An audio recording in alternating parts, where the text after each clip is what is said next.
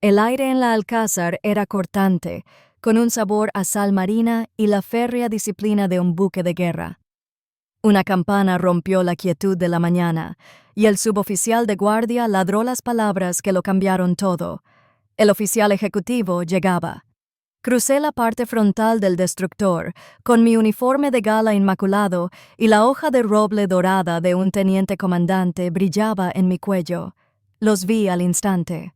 Mi padre, Robert Jensen, un suboficial jefe retirado, orgulloso y fanfarrón, y mi hermano menor, Mark, el niño mimado de la familia, un teniente presumido de grado subalterno. Estaban con los demás invitados en el crucero familiar, con el rostro pintado de satisfacción hasta que me vieron. Su orgullo no solo se desvaneció, sino que se hizo añicos. La mano de Mark, casi contra su voluntad, se alzó bruscamente en un saludo. Mi padre se quedó boquiabierto, su rostro convertido en un lienzo de pura conmoción e incomprensión. Este momento parecía una eternidad lejos de donde me encontraba apenas 12 horas antes. Estaba de pie en su pequeña sala de estar, un espacio tan lleno de los trofeos de mi hermano y los recuerdos navales de mi padre que nunca había espacio para mí. Mi bolsa de lona estaba a mis pies, un testimonio silencioso de que me estaban expulsando de nuevo. El dedo de mi padre era como un arma apuntando a mi pecho. Su voz, un rugido bajo que vibraba con años de decepción latente. Pasé 20 años en la flota. Sé lo que cuesta, bramó. Hizo un gesto a Mark, quien sonrió con sorna desde el sillón donde estaba sentado, disfrutando del resplandor de mi condena. Mi hijo está aquí en un destructor haciendo el trabajo de verdad. Tú te deshaces de cada puesto difícil, te escondes detrás de un escritorio y tienes el descaro de llamar a eso una carrera. Era la misma historia, solo que en un día diferente. Mark era el héroe. Yo era la nota al pie. Una verdad confirmada con cada premio que él recibía, cada palmadita condescendiente en la cabeza que yo recibía. Entonces se acercó, su rostro a centímetros del mío, y pude oler su rabia. Eres un fracaso y una vergüenza para la tradición naval de esta familia. ¡Fuera! Su voz se quebró con la fuerza de las palabras que resonaban en la pequeña habitación. No solo me estaba echando de casa, estaba intentando echarme de su mundo, de la institución que creía ser suya. Quería destrozarme. Quería verme llorar, discutir, darle la razón. Fuera, canalla. Pero no le di la satisfacción. Lo miré con expresión indescifrable, mi entrenamiento activándose y construyendo un muro de hielo alrededor de la furia y el dolor. Sostuve su mirada y mi voz era monótona, desprovista de toda emoción, un reflejo perfecto del protocolo naval. Entendido, señor. Me giré, recogí mi mochila y salí por la puerta sin mirar atrás, dejándolo furioso en silencio, completamente enfurecido por una debilidad inexistente. Interpretó mi calma como sumisión. Pensó, Roger, ese fue el gemido de un perro apaleado. No tenía ni idea de que era la disciplina innata de un oficial superior que acata una orden sin sentido antes de volver al servicio. Para entender cómo terminó congelado en mi alcázar, saludando al fracasado que había expulsado, hay que comprender la marina que recordaba y la que yo comandaba. Para comprender el abismo que separaba a mi familia de mi realidad, hay que comprender que vivía dos vidas completamente diferentes. En una, era hija de mi padre, Robert Jensen, un jefe de la marina retirado, obsesionado con las ambiciones de oficial que nunca pudo alcanzar. En su mundo, yo era un fantasma en la mesa, una nota al pie incómoda en la gloriosa carrera naval que él vivía indirectamente a través de mi hermano menor, Mark Jensen. Mark era el niño mimado de la familia, carismático, superficialmente exitoso y completamente convencido de que la actitud discreta e intelectual de su hermana hacia el servicio era una profunda debilidad. Recuerdo una cena familiar con una claridad perfecta y dolorosa. Estábamos en un asador, de esos con madera oscura y risas a carcajadas, para celebrar el ascenso de Mark a teniente subalterno. Mi padre se levantó para brindar, con la voz resonando en la mesa. Habló del legado de los Jensen, de una tradición familiar de servicio, y de cómo Mark por fin estaba en un barco de verdad, el USS MC Fall. Habló de estar en la punta de la lanza, y pude ver a mi hermano absorbiéndolo todo, con una sonrisa tan amplia y vacía como su lista de logros. Entonces, casi como una ocurrencia tardía, mi padre se volvió hacia mí. «Y Sara también ha estado ocupada», dijo, con un tono impregnado de una calidez condescendiente que, de alguna manera, era más fría que su ira. «Cuéntanos qué has estado haciendo, cariño». Mencioné que acababa de completar un agotador curso avanzado altamente clasificado sobre defensa aérea y antimisiles integrada. Mi padre se burló. Un breve y agudo sonido de desdén. «Más escuelas». Se rió entre dientes. En mi época se aprendía en la cubierta, no en un aula. Era su chiste favorito. Que mi intelecto era una desventaja, un sustituto de la experiencia real. Esa fue la noche en que me bautizaron con nuevos apodos.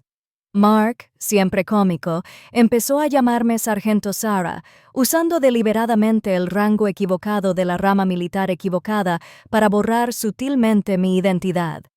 Mi padre prefería al profesor.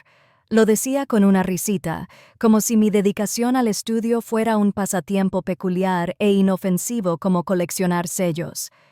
Me quedé allí sentado, removiendo mi té helado, con una sonrisa educada fija en el rostro. Pero por dentro, el libro de cuentas seguía funcionando. Este despido no se trataba solo de la cena.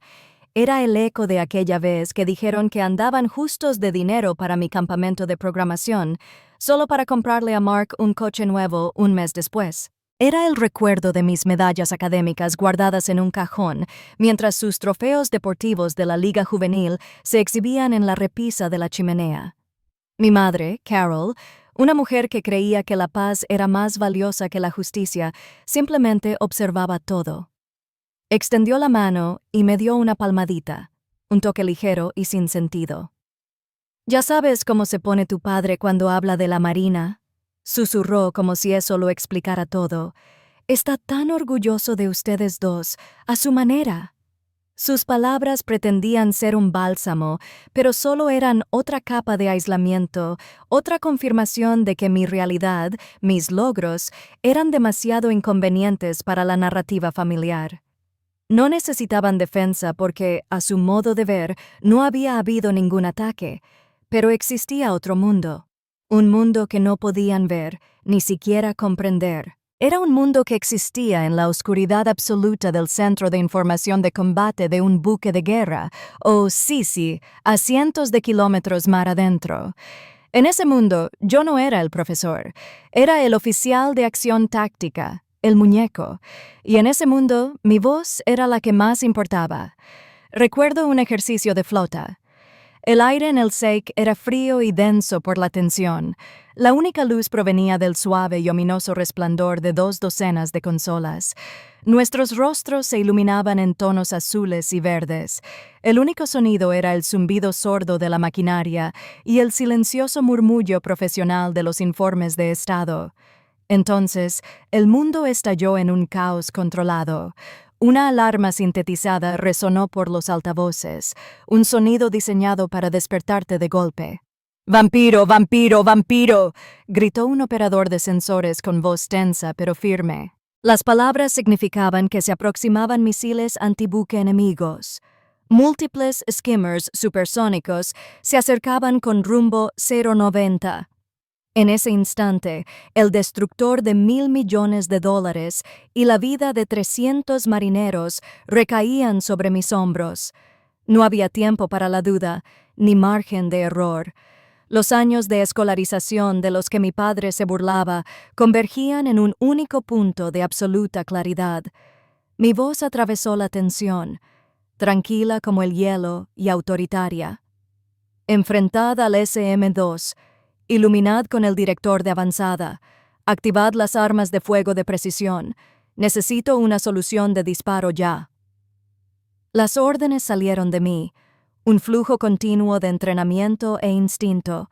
Mi equipo respondió al instante. Sus acciones, una sinfonía de eficacia letal.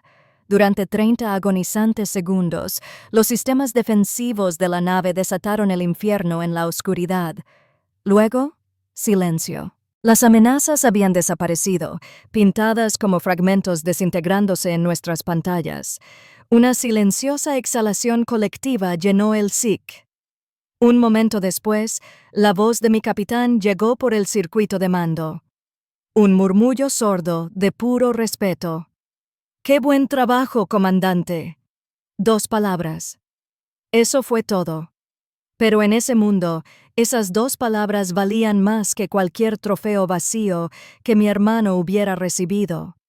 En casa de mi padre, yo era una nota al pie. En el CIS, yo era quien escribía la historia. Vivía en esa dualidad, en ese latigazo entre 2 identidades.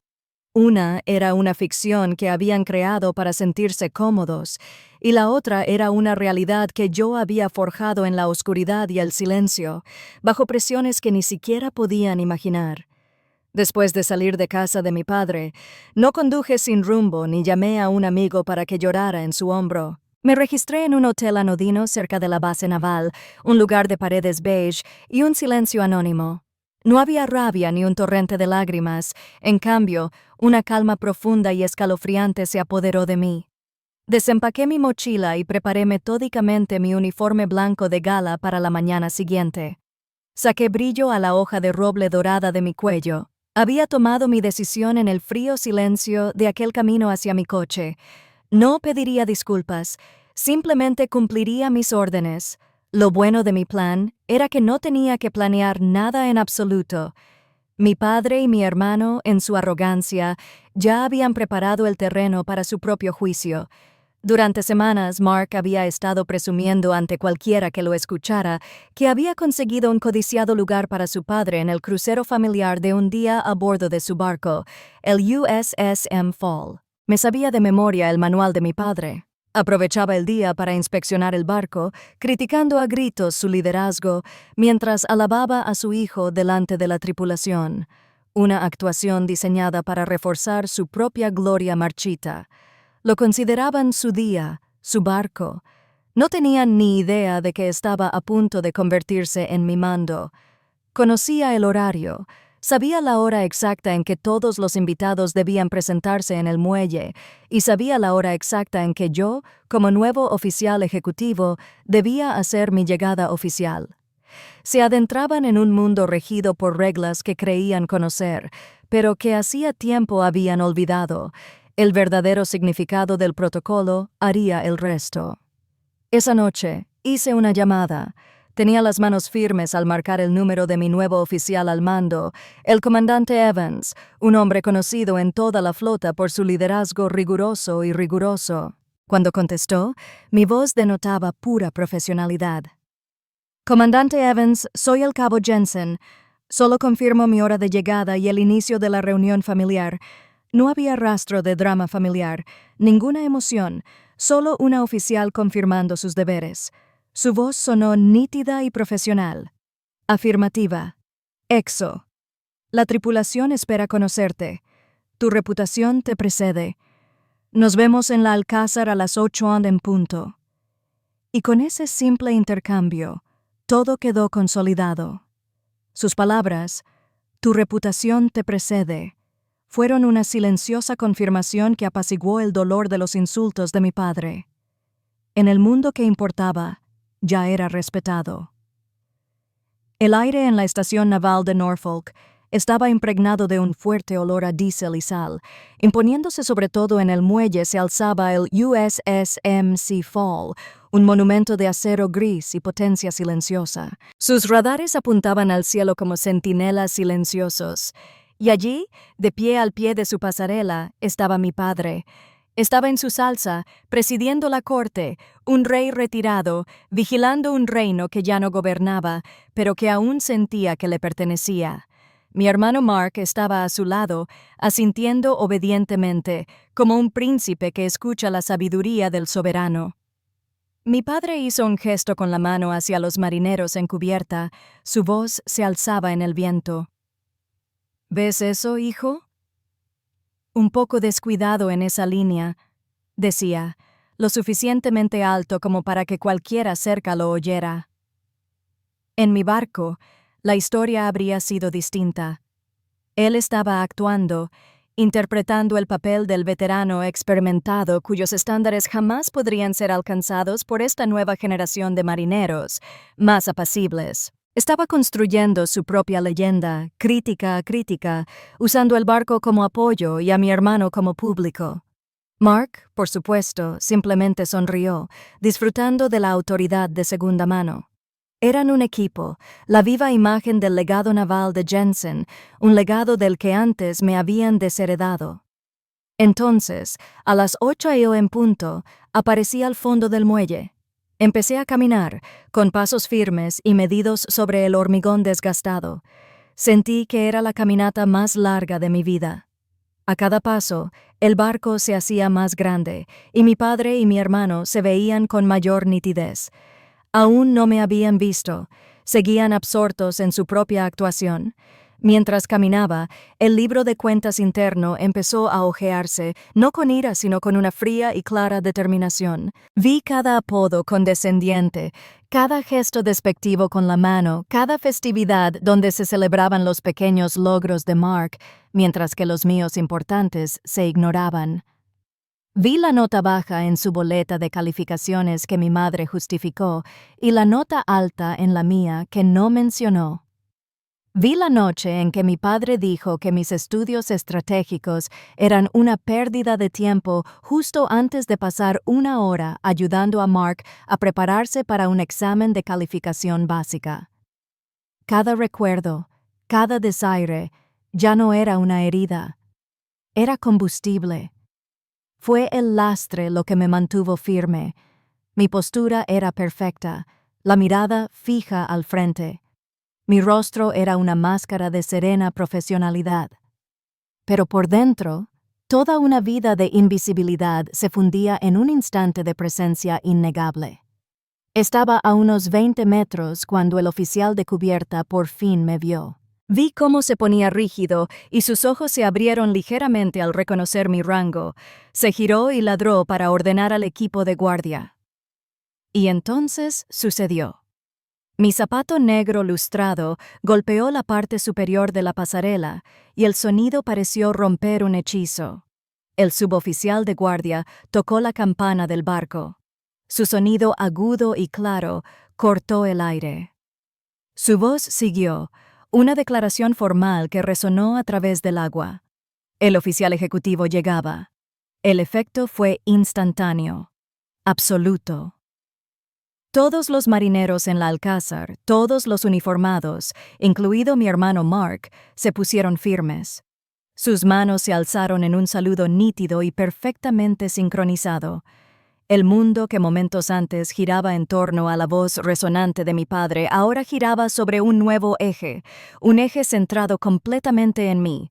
El saludo de Mark fue una obra maestra de instinto y horror. Su cuerpo obedeció las reglas de rango antes de que su mente pudiera procesar la realidad. Me estaba saludando. Estaba saludando a la hermana a la que él y mi padre habían tildado de fracasada. La canalla que habían echado de casa la noche anterior. Su rostro era una máscara de absoluta confusión. Sus ojos se abrieron de par en par con un terror incipiente, obligado por el mismo código que decía seguir a mostrarme deferencia. Pero fue la reacción de mi padre la que jamás olvidaré. Se quedó paralizado a media frase, con las manos aún a medio camino en un gesto de desdén.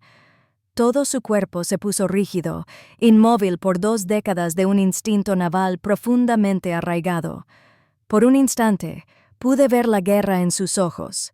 El impulso del jefe retirado de respetar el uniforme contrastaba con la negativa absoluta de su padre a aceptar la verdad. Vio la hoja de roble dorada en mi cuello. Vio a su propio hijo saludándome. Vio al comandante Evans, el verdadero oficial al mando del barco, pasar junto a él para tenderme la mano. «Bienvenido a bordo, Exo», dijo el comandante Evans con voz tranquila y clara. «Me alegra tenerlo aquí». Esas sencillas palabras fueron el golpe final. El rostro de mi padre, que había estado tan rubicundo y lleno de fanfarronería, palideció por completo. El mundo que había construido con tanto cuidado, un mundo donde él era la máxima autoridad, el árbitro del éxito y el fracaso en su familia, había sido completamente vaporizado por la inexpugnable realidad del protocolo naval. No podía hablar, no podía moverse, era un invitado, un civil. Y en este mundo, yo era el oficial ejecutivo. Mi rango superaba todas sus historias. Se quedó allí parado, como una estatua de hombre destrozado por la vista. Le hice el saludo militar a mi hermano por una fracción de segundo. Mi mirada se cruzó con la suya a corta distancia. En ese momento, no vi al arrogante chico dorado de la mesa. Vi a un oficial subalterno confundido, con el rostro desdichado y horrorizado. Le di un gesto seco y profesional, reconociendo su rango y desestimando todo lo demás. Luego rompí el contacto visual, alejándome de él como si fuera solo un elemento más del fondo. Ni siquiera miré a mi padre. Había dejado de ser relevante para mi mundo. Mi atención se centró por completo en el hombre que tenía frente a mí, mi nueva compañía.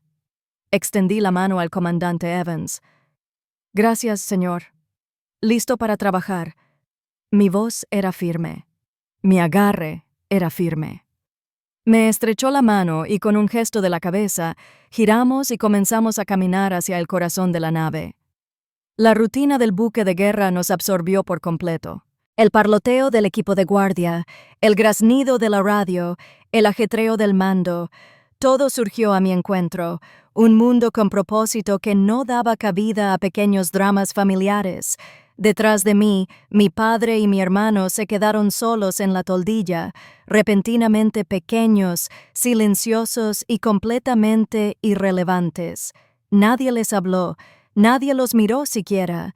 Se escabulleron silenciosamente del crucero familiar antes de que siquiera comenzara.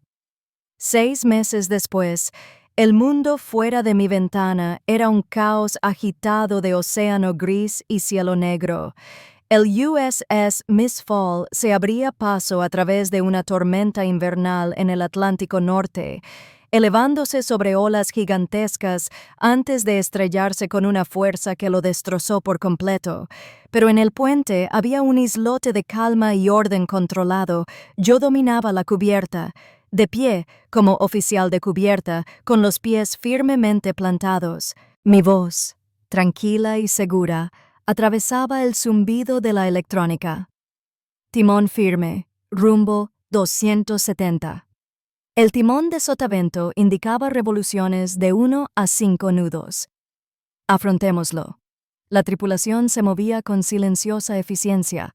Su respuesta fue inmediata y respetuosa. Exo. Esas 2 palabras se habían convertido en la banda sonora de mi vida. Aquí. Confiaban en mi juicio. Mis órdenes se cumplían sin cuestionamientos. Mi presencia era una fuente de estabilidad, no una decepción que soportar. Esta era mi familia ahora, un equipo de 300 marineros forjados no por la sangre, sino por la confianza compartida de una profesión difícil y peligrosa. Esta era una familia cimentada en la competencia y el respeto mutuo, y era un hogar más real que cualquier casa en la que hubiera vivido. Una noche, estaba en mi camarote revisando informes de preparación. La nave estaba en silencio, solo se oía el suave zumbido de los motores a mis pies. Mi teléfono vibró sobre el escritorio, una pequeña intrusión de otro mundo. Era un mensaje de texto de mi madre. Lo recogí y leí las palabras, cada una cuidadosamente elegida, llena de la vacilación que tan bien conocía. Tu padre le contó a una de sus viejas amigas del comedor del jefe. Ella escribió que su hija era la exo de un destructor. Hubo una larga pausa en el mensaje. Entonces aparecieron las últimas palabras.